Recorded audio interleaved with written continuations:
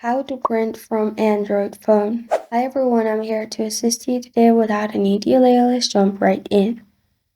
First, if you want to print any photo from your gallery, open your gallery and click on the picture. Then at the bottom right, you'll find Share option. Click on the Share option. In Share option, scroll down till you find Print. Then click on Print.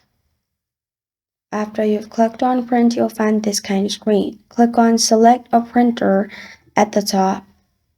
After you have clicked on select a printer, you can click on add printer and then add your printer. After that, it will directly print your picture. And if you want to do it to any file, open File Manager or any file app.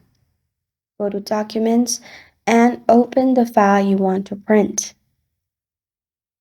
Simply open the file, then click on three dots at the top right corner of your screen.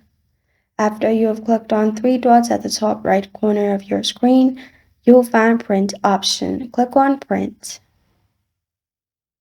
After you've clicked on Print, select a printer at the top. Make sure your printer is turned on. Click on Add Printer. Add your printer and it will directly print. This is how to print from Android phone.